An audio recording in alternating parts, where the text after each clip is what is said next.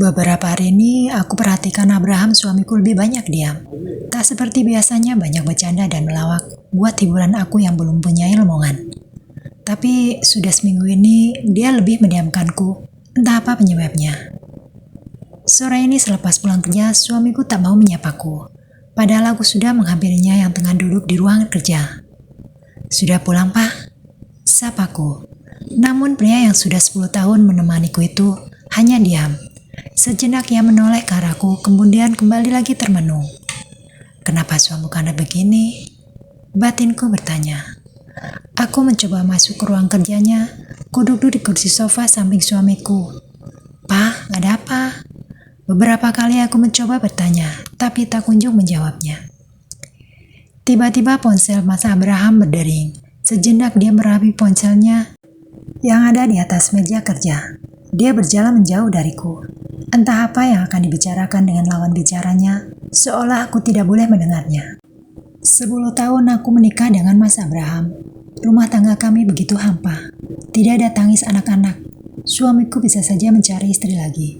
Tapi sampai sekarang dia tak melakukannya. Mungkin masih menjaga hatiku sebagai istrinya. Setelah suamiku mengakhiri obrolan di telepon, kemudian dia menghampiriku. Ma, masak yang enak sore ini. Ada tamu yang akan datang makan bersama. Suamiku menoleh sembari menutup telepon. Baiklah mas. Tanpa rasa curiga, aku pun beranjak ke dapur untuk mempersiapkan masak. Ku buka lemari pendingin. Masak yang ada di kulkas aja lah.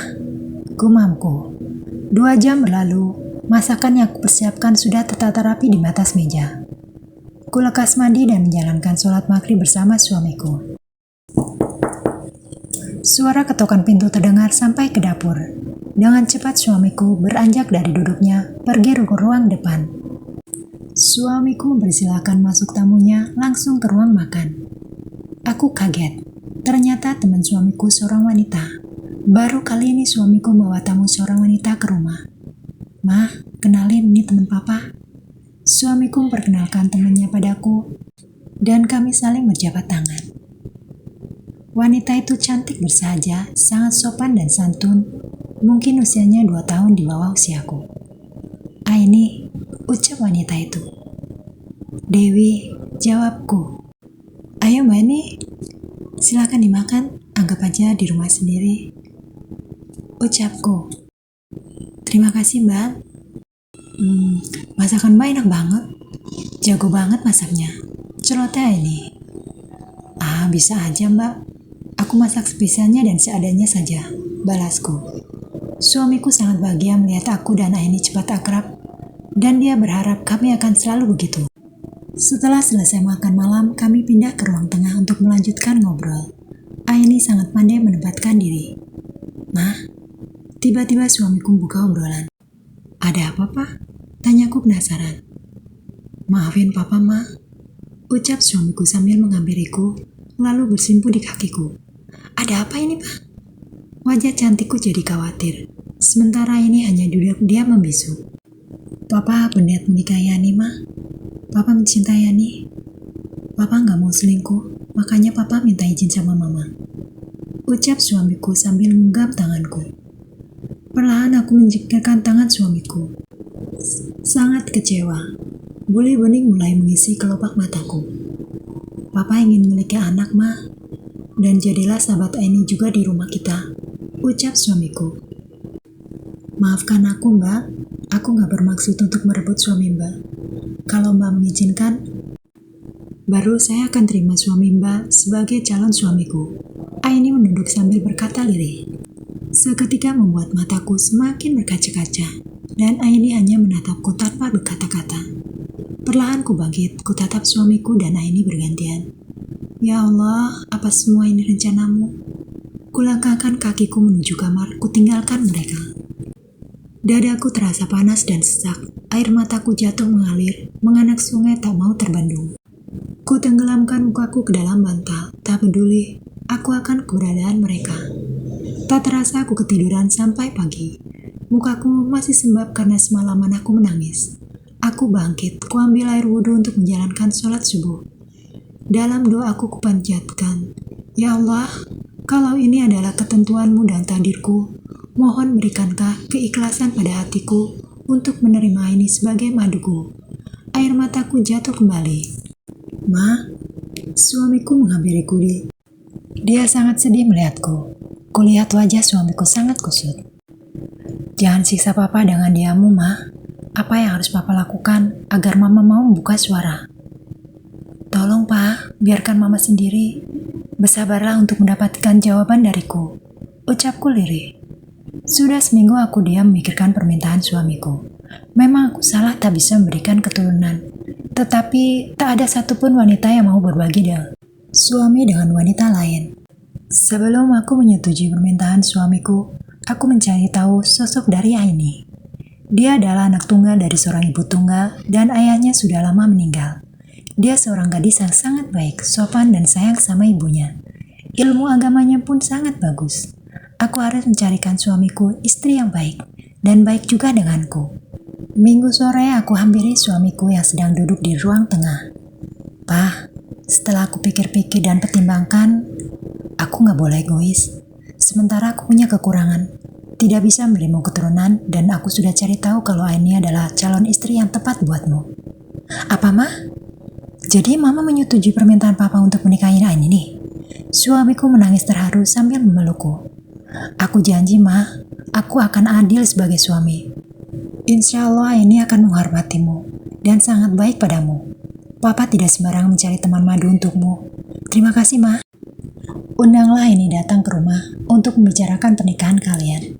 Dan aku mohon adakan pernikahan yang sederhana saja, Pak. Ucapku lirih. Tentu sayang, Papa tidak akan menambah menyakitimu. Papa sangat sayang sama Mama. Papa yakin Aini juga setuju. Ucap suamiku sambil mengecup keningku. Akhirnya pun tiba hari pernikahan suamiku dan Aini. Suamiku menetuati janjinya untuk melaksanakan ijab kabul saja dan mengundang saudara terdekat. Sah, mereka sudah menjadi suami istri. Aini mendekat memelukku dan minta maaf berulang kali kepadaku. Dia memelukku dan menciumku. Terima kasih, Mbak, atas kesempatan ini. Matanya mengembun. Semoga kita bisa hidup berdampingan, ucapku lirih. Aku memberikan hadiah tiket pesawat ke Bali untuk bulan madu mereka. Aini, pergilah bulan madu bersama Mas Abraham. Ucapku, tapi Mbak, pergilah Aini. Mbak tidak apa-apa, insya Allah Mbak ikhlas. Terima kasih Mbak, ucap Aini lirih. Tak terasa pernikahan kedua suamiku sudah berjalan 3 bulan, dan kami bisa hidup berdampingan. Mas Abraham pun adil memberikan nafkah batin dan materi. Mbak, aku sudah telat. Semoga ini kabar baik ya Mbak. Aini menghampiriku. Benarkah? Alhamdulillah. Ayo kita beli alat tes kehamilan. Aku sangat antusias. Kamu tinggal di rumah saja, biar aku yang ke apotek untuk belinya. Ucapku senang. 15 menit aku sudah kembali, kebetulan apotek tempatku sangat dekat. Ayo Aini, cepat kamu tes. Baik Mbak. Tapi kok aku jadi deg-degan ya? Aini menggenggam tes pack. Aku sendiri juga ikut deg-degan menunggu hasil tes Aini. Ya Allah, semoga ini kabar yang kita nantikan selama ini. Doaku, aku sudah ingin mendengar suara tawa dan tangis anak-anak di rumah ini. Akhirnya Aini keluar dari kamar mandi dan berlari dia memelukku. Mbak, aku positif. Aini menangis, aku pun menangis bahagia. Aini, telepon Mas Abraham, kasih tahu kabar gembira ini. Ucapku bersemangat. Baiklah Mbak, jawab Amini. Aini mengambil telepon dan menekan nomor Mas Abraham. Assalamualaikum Mas. Waalaikumsalam, ada apa ini? Kok tumben telepon Mas? Ucap Mas Abraham. Begini Mas, aku sudah telat datang bulan. Maksudku, tadi aku sudah tes sama Mbak Dewi. Aku positif. Ucap Aini sambil berkaca-kaca bahagia. Benarkah? Ya Allah, Alhamdulillah. Terima kasih atas kepercayaanmu untuk menitipkan anak padaku. Ya udah, nanti kita ke dokter kandungan ya. Ucap Abraham. Baiklah Mas. Assalamualaikum, ucap Aini. Waalaikumsalam, jawab Mas Abraham terus menutup teleponnya. Sore hari kami bertiga ke dokter kandungan untuk memeriksakan kandungan Aini. Semuanya dalam kondisi baik dan bagus. 9 bulan sudah usia kandungan Aini. Minggu depan jadwal untuk melahirkan. Aku sangat antusias menunggu kelahirannya. Aini, hati-hati. Sudah, biar aku saja mengerjakan semua. Kamu duduk saja istirahat. Aku selalu melarang Aini mengerjakan pekerjaan rumah. Gak apa-apa Mbak, biar aku lancar melahirkannya. Duduk. Aku menggandeng Aini untuk duduk. Mbak, aku kan gak enak, masa mbak yang ngerjain semua? Ucap Aini malu. Setiap hari aku menemani Aini jalan pagi dan juga senam hamil. Mbak, Aini mengetuk kamarku kebetulan malam ini Mas Abraham jatah tidur denganku. Sebenarnya aku minta Mas Abraham untuk tidur dengan Aini karena Aini kondisinya lagi hamil besar. Tapi Aini melarangnya. Aku bangkit mendengar ketukan pintu dan suara Aini manggil. Tunggu sebentar Aini. Kubuka pintu kamar. Mbak, tolong bangunkan Mas Abraham. Perutku sakit. Mungkin aku mau melahirkan. Ucap Aini sambil meringis kesakitan. Oh ya sebentar. Mbak bangunin Mas Abraham. Ucapku kembali masuk ke kamar. Mas, bangun. Aini mau melahirkan. Mas Abraham menuntun Aini. Aku pun membantu menyeret koper untuk perlengkapan melahirkan yang sudah dipersiapkan jauh-jauh hari. Suster, tolong istri saya mau melahirkan. Ucap Abraham pada suster penjaga dengan gugup. Baik pak. Aini didorong ke ruang persalinan. Aku dan Mas Abraham menunggu dengan dak-dikduk.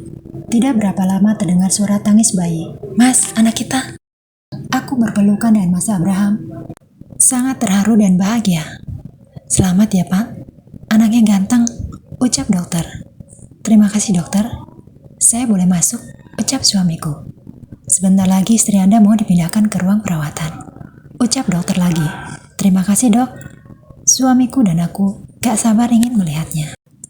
Selamat ya mas, udah jadi ayah. Ucapku. Terima kasih Dewi, berkat kamu juga kita jadi punya anak. 10 tahun penantian kami, akhirnya Tuhan mengabulkan juga. Kami bersama-sama merawat anak kami yang diberi nama Diko. Tak terasa sudah 3 tahun usia Diko. Mbak, ulang tahun Diko, kita ajak jalan-jalan ke pantai yuk. Ajak Aini. Boleh? Seru itu, nanti kita bilang ke Mas Abraham ya Ani. Diko, mau gak kita berenang di pantai? Ucapku pada Diko. Mau dong, jawab Diko lucu. Singkat cerita, hari ini pun tiba. Kami berempat pergi ke pantai. Mas Abraham menyetir dan di sampingnya duduk Diko, sedang aku dan Aini duduk di belakang. Senang sekali Diko diajak berenang bersama Mas Abraham. Aku dan Aini duduk di tepi pantai. Mbak, panggil Aini. Janji ya mbak, sayangi Diko selamanya ya mbak. Anggap seperti anak mbak sendiri. Apa sih Aini? Ya pasti Aini, Diko sudah aku anggap anakku sendiri. Ucapku. Aini memandangi Mas Abraham dan Diko yang sedang bermain pasir di tepi pantai. Seolah Aini akan pergi jauh. Kemudian Aini merebahkan diri di atas pasir sambil memandang langit. Diko saya, Mas Abraham, ayo kita makan dulu. Panggilku. Kami pun berempat makan yang kita bawa dari rumah. Sambil ngobrol dan tertawa bahagia. Matahari sudah condong ke barat. Kami bersiap untuk pulang. Diko kembali duduk di samping Mas Abraham. Karena kelelahan bermain, dia ketiduran. Mas, Diko biar di belakang. Kasihan tidur, ucapku. Akhirnya Mas Abraham menepikan mobilnya dan menggendong Diko ke bangku belakang. Mbak Dewi gak apa-apa ya? Di belakang sama Diko, ucap Aini. Tenang saja ini, aku akan jagain Diko biar tidurnya nyaman, ucapku. Maaf ya, aku di depan nemenin Mas Abraham, ucap Aini. Mobil baru kembali melaju, entah dari mana datangnya sebuah truk dengan kecepatan tinggi menabrak mobil yang kita tumpangi. Diko kupeluk erat. Tiba-tiba semua gelap. Mbak, alhamdulillah sudah sadar, ucap seorang perawat. Di mana saya mbak? Tanyaku lirih. Mbak ada di rumah sakit, ucap seorang perawat. Di mana yang lain? Aku mengedarkan pandangan, kulihat Mas Abraham. Diko ada di sebelah Mas Abraham. Tapi aku gak melihat ini. Kepalaku sakit sekali. Kupaksakan untuk bangun. Kuhampiri Mas Abraham dan Diko. Mas, di mana ini? Mas Abraham berusaha untuk duduk dan matanya sembab. Aini tidak tertolong, mah. Aku terduduk lemas, berasa gak punya tulang. Tubuhku merosot ke lantai. Ya Allah, innalillahi wa inna ilaihi raji'un. Aku menangis pilu begitu cepat pertemuan ini. Apa maksud ucapan Aini tadi di pantai menitipkan Diko padaku? Keesokan harinya Aini dimakamkan. Aku dan Mas Abraham berusaha datang ke pemakaman walaupun masih sakit. Diko pun kami bawa serta untuk mengantar perisatan terakhir ibunya. Aini, beristirahatlah dengan tenang. Diko akan kami rawat dengan sebaik-baiknya. dan akan menyayangi dia melebihi menyayangi diriku sendiri.